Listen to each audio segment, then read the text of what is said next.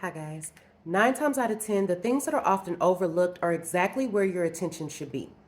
We're in a social media world, a world where everything is visual, but the funny thing is, a lot of women are still so blind. They see the dollar signs, the status, the lifestyle, all of which are attached to a man that's not worth her time, but that's exactly who gets all of it.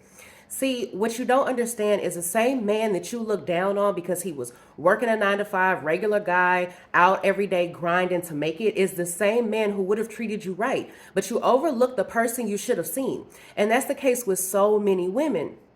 A person will show you who they truly are when you have nothing to offer them. When you have little to no benefit to offer is when you will see what a person is truly about and where your relationship stands. A lot of women neglect the beauty of dating a struggling man, but that's where the foundation of trust is built. The loyalty, the commitment, because he's not trying to win you over with any money because he doesn't have it. He's going to win you over with effort, consistency, and that comes with respect. See, you only value and respect something that you had to work hard to get. He understands the sweat, the long days, the living paycheck to paycheck, the goal setting, working overtime just to take you somewhere nice, etc.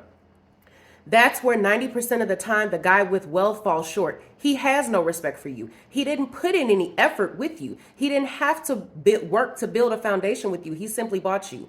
To him, you're just another prize on the shelf, something to pull out when he wants to play with it and throw back when he's done. That's what most wealthy men do. They buy things because they can, not because they need it. Hell, sometimes not even because they want it, just because they can. They're more intrigued with the fact that they can buy you instead of actually being intrigued with you. To him, you come at a monetary cost, and he can buy 1,000 more of you because you come a dime a dozen. You're nothing special. But with the struggling man, your love was bought with authenticity and genuineness that was built on solid ground, and that's the beauty within the struggle.